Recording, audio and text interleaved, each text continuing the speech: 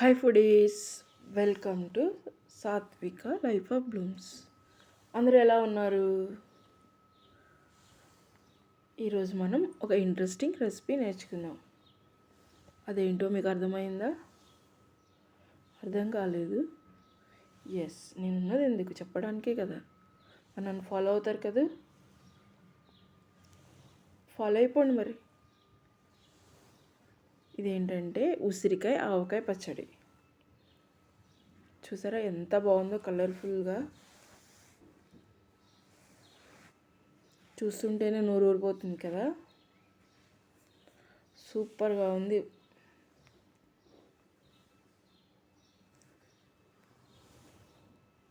ఎంత బాగుందో కదా. అస్సలు అయితే ఇది చేస్తున్నప్పుడు మా ఇంటి నిండా ఒకటే స్మెల్. మా ఇంట్లో నుంచి బయట కారిడార్లోకి కూడా వెళ్ళిపోయింది తెలుసా స్మెల్, అంత బాగుంది. చూడండి ఉసిరికాయలు ఎంత పెద్ద పెద్దగా ఉన్నాయో.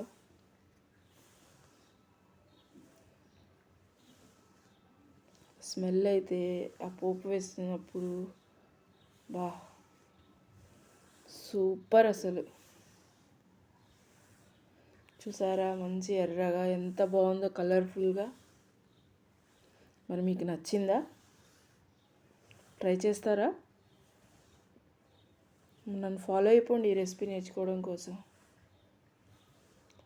నేనైతే ఫస్ట్ 1/2 కేజీ ఉసిరికాయలు తీసుకున్నాను. చూడండి, నీట్గా కడిగి తుడిచి పక్కన పెట్టుకున్నాను. 1/2 కేజీకి 50 గ్రాముల చింతపండు తీసుకున్నాను. చూడండి, స్టవ్ ఆన్ చేసి కొద్దిగా ఒక గ్లాస్ నీళ్లు పెట్టి అందులో చింతపండు 50 గ్రాముల చింతపండుని అందులో వేసి ఉడకబెడుతున్నాను.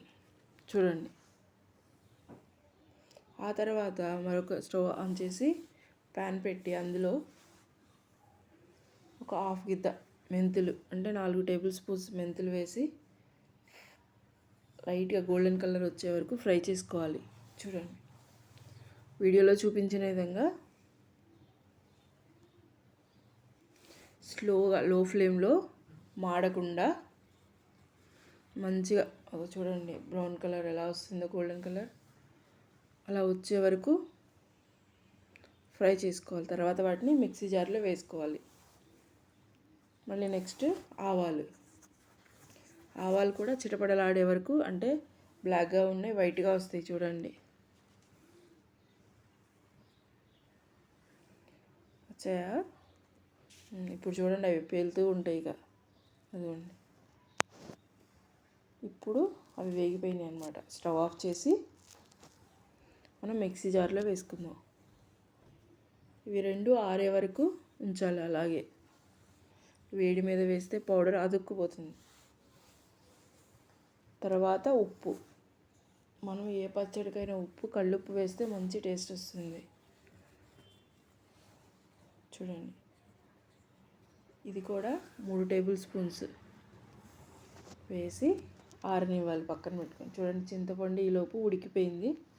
స్టవ్ ఆఫ్ చేసి పక్కన పెట్టుకోవాలి. ఈ పచ్చడిలోకి మనకి చిన్నులపాయలు కావాలి. చూడండి, ఇలాంటి పెద్ద పెద్ద చిన్నులపాయలను తీసుకొని వాటిని రెబ్బలుగా మంచిగా క్లీన్ చేసుకోవాలి. చిన్న చిన్న రెబ్బలుగా. చూసారా ఎలా క్లీన్ చేసుకున్నాం? ఇప్పుడు వీటిని పక్కన పెట్టుకున్న తర్వాత మనం ముందుగా మెంతులు, ఆవాలు, సాల్ట్ వేసి పెట్టుకున్నాం కదా, దాన్ని మిక్సీ పట్టుకోవాలి. ఇప్పుడు అందులోనే ఈ చిన్నులపాయలు కూడా వేసి ఒకసారి మిక్సీ చేసుకోవాలి. చూడండి, ఇలా మెత్తగా మిక్సీ. అబ్బా సూపర్ వస్తుంది తెలుసా స్మెల్ అసలు. మీరు కూడా ఇలా రెండు కలిపి ఒకసారి చిన్నులపాయలు వేసి చూడండి, ఆ స్మెల్ సూపర్. ఇప్పుడు ఇందులోనే మనము కారము, అరగిద్ద కారం వేయండి. చూడండి, ఇది గుంటూరు కారం, ఎర్రగా ఉంది చూసారా. ఇప్పుడు ఆ మిశ్రమము, కారము, ఆ మిశ్రమాన్ని మొత్తము కలిపేయాలి నీట్గా. చిన్నులపాయ వేసాం కాబట్టి అందులో ముద్ద ముద్దగా ఉంటుంది, అది మొత్తం విడిపోయేటట్టు నీట్గా కలపాలి. ఇప్పుడు స్టవ్ ఆన్ చేసి ప్యాన్లో శనగ నూనె తీసుకోవాలి. మన పచ్చళ్ళకి ఎప్పుడైనా శనగ నూనె అయితే మంచి బాగుంటుంది, మంచి స్మెల్, టేస్ట్, ఎక్కువ రోజులు నిలువ ఉంటుంది. మనం హీట్ చేసుకోవడానికి మీడియం ఫ్లేమ్లో ఆయిల్ పెట్టాలి. ఈలోపు మనము ఆల్రెడీ ఇందాక చింతపండు ఉడకబెట్టాం కదా, అది ఆరిపోయింది. దాన్ని మెత్తగా పిసికి ఇలా జాలీలో వేసి మెష్లో దాన్ని రసం పిండాలి. ఎందుకంటే అందులో పిప్పి వస్తుంది కదా, అది పచ్చడిలో ఉంటే బాగుండదు, నోటికి పిప్పి పిప్పి తగులుతుంది. అందుకని చెప్పేసి చూడండి, మొత్తం రసం అంతా దిగే వరకు మొత్తం దాన్ని పిండేసాం. ఇప్పుడు పక్కన పెట్టేసి ఆ చింతపండు మిశ్రమాన్ని మనం ఇందాక కారము, ఆవుపిండి, మెంతిపిండి, చున్నులపాయలు కలిపాం కదా, అందులో పూర్తిగా కలిపేసేయాలి నీట్గా మొత్తం. చూడండి, ఇలా మొత్తం నీట్గా కలిపితే చూసారా పచ్చడి ఎలా తయారైందో.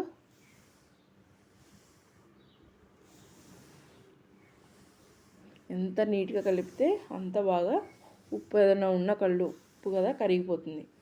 ఈ తర్వాత నూనె హీట్ ఎక్కింది చూడండి. ఉసిరికాయలు 1 బై 1 ఒక్కొక్కటి వేసుకుంటూ వేయించుకోవాలి లో ఫ్లేమ్లో. మంచి గోల్డెన్ బ్రౌన్ కలర్ వచ్చే వరకు వేయించుకోవాలి. అప్పుడే ఆ ముక్క బాగా లోపల ఉడికి ఆ ముక్కలు కూడా పువ్వులాగా విచ్చుకుంటాయి అన్నమాట.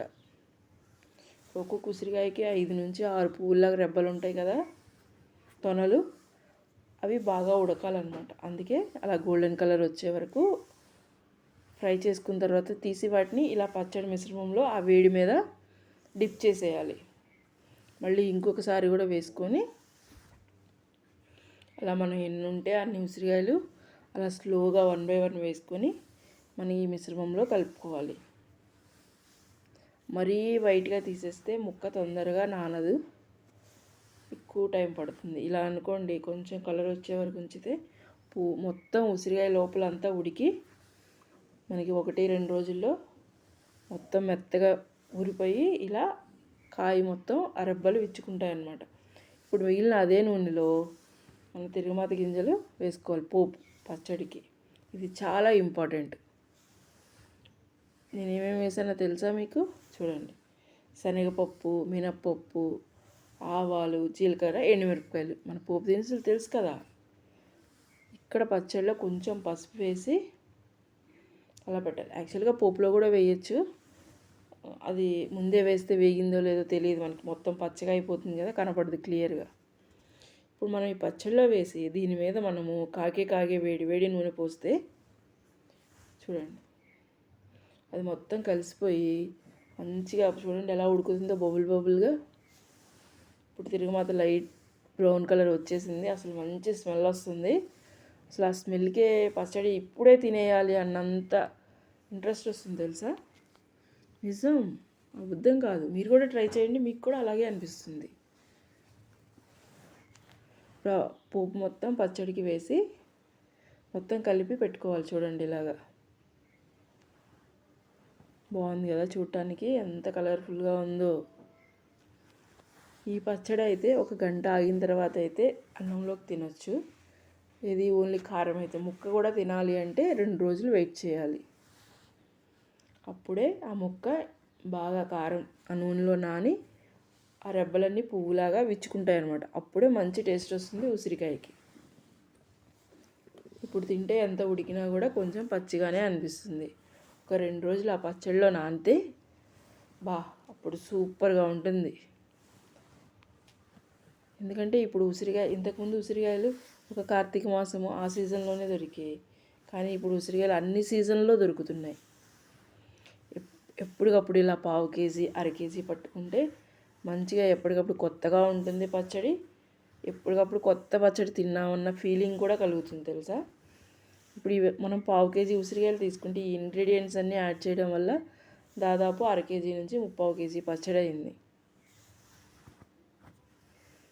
చూడండి ఎంత బాగుందో, కలర్ఫుల్గా ఉంది కదా. మీరు కూడా ఇలాంటి ఉసిరికాయ ఆవకాయ పచ్చడి ట్రై చేయండి, నిజంగా చాలా టేస్ట్గా ఉంటుంది. అది తింటుంటే మన జీవితం ధన్యం అయిపోతుంది తెలుసా, ఎంత టేస్ట్గా ఉంటుంది. ఇక్కడ పచ్చళ్ళు ఏ పచ్చడికి ఆ పచ్చడే చేసినప్పుడు ఆ పచ్చడి తినకపోతే చాలా మిస్ అయ్యామనే ఫీలింగ్ వస్తుంది. నిజం, అదంతా మనం తయారు చేసుకునే విధానంలో ఉంటుంది. చూడండి ఎంత బాగుందో కలర్ఫుల్గా. చూడండి ఉసిరికాయలు ఎంత బాగున్నాయి పెద్ద పెద్దగా. ఇప్పుడు వీటిని మనము డిష్ అవుట్ చేసుకుందాం. చూడండి జార్లోకి మంచిగా ప్లాస్టిక్ కానీ గాజు గ్లాస్ కానీ డబ్బా తీసుకొని అందులో వాటర్ తగలకుండా స్టోర్ చేసుకోవాలి. ఇలా స్టోర్ చేసుకుంటే ఇది సంవత్సరం పాటు నిల్వ ఉంటుంది, ఇంకెక్కువ రోజులు కూడా ఉంటుంది. కానీ మనకు అన్ని రోజులు ఉంటుందా? ఉండదు కదా, మనం తినేస్తాం కదా.